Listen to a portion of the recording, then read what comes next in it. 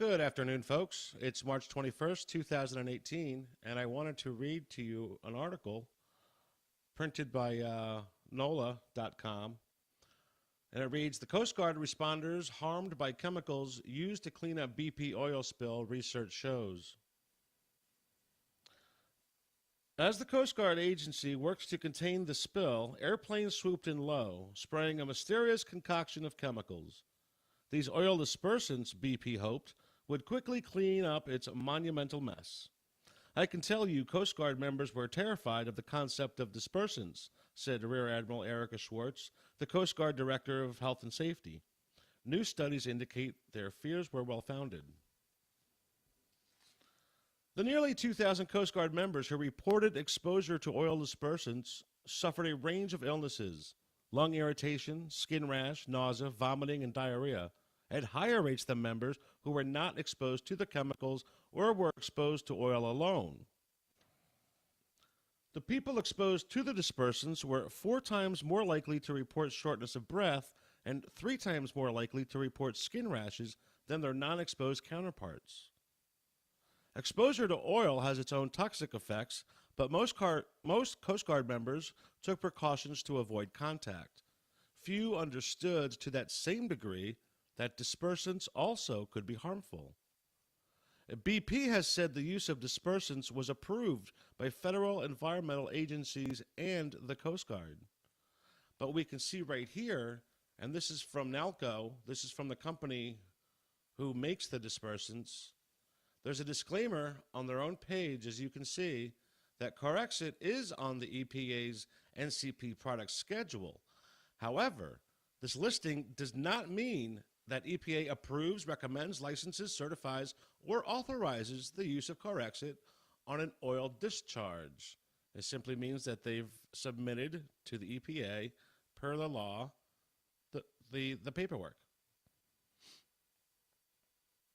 It goes on to say that BP used 2 types of dispersants, Corexit 9500 and 9527. Nearly 1 million gallons were dropped by air, and another 770,000 gallons were injected into the damaged wellhead about a mile under the water's surface. It was the first time dispersants had been used on a large scale and in proximity to people. Well, we know that's not true. A USU study released in January noted that dispersants remain in common use after oil spills. However, little is known about human health effects related to exposure, the study says. You know, the more I'm reading into this, and this is why I'm doing this article, it goes on to say, let me not digress, let me just finish the article. The Coast Guard is keenly interested in the research. The Coast Guard led the multi-agency response to the disaster and coordinated cleanup, deploying about 8,700 personnel from bases across the country. Crude oil exposure has been a major focus of health studies, but the effects of dispersants are only beginning to be understood, despite widespread reports of illness from coastal residents, fishermen, and disaster responders exposed to dispersants during the Deepwater Horizon disaster. The combination of oil and dispersants on human health is also poorly understood. The study's authors were the most prominent group of scientists to examine the human health effects of dispersants. The National Institutes of Health researchers interviewed more than 31,000 people involved in the disaster response and cleanup, many of whom were contracted or temporary workers. These were just local cats who were trying to save their living and their land and their homes. Participants who indicated symptoms were visited at home, where they underwent medical assessments and provided biological samples for testing. I believe that concludes the article. Because the Coast Guard not yet, excuse me, this is important. Because the Coast Guard is a branch of the military, we have a lot of valuable information on these people. In other words, they're a great control because they have medical files that gives them a before state of being slash condition and after the exposure to these dispersants.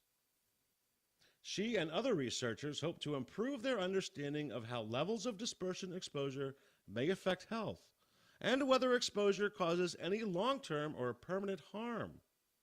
Of all the studies about the toxic effects of dispersants, there really haven't been any on humans.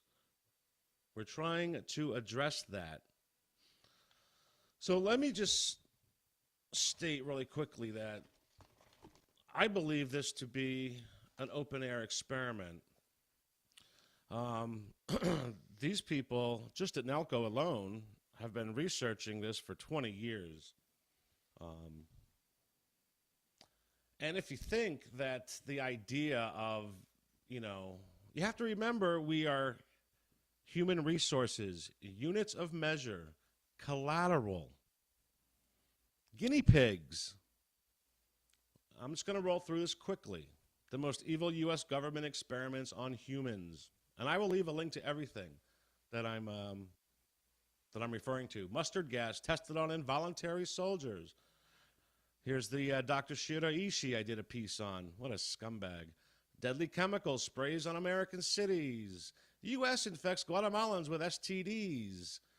On and on and on. There's videos. This is a good source. Inside the U.S. government's secret 30-year radiation experiment on its citizens. And this is a good expose.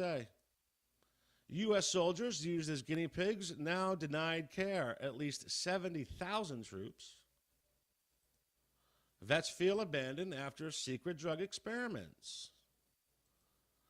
Edgewood Arsenal human experiments. Now this is, a lot of this is just on the public, not even military.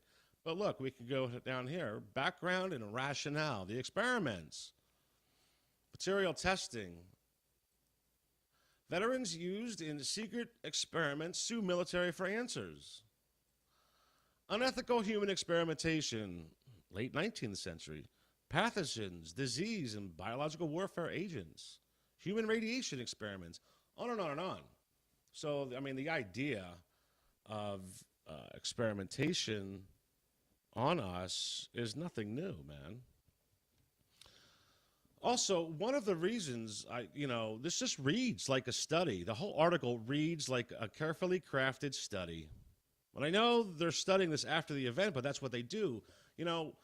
Back in 2000, when I first really finally found out what the hell I was seeing in the sky was in the form of chemtrails, I had come across Clifford Carnicom's work, the godfather of chemtrail research.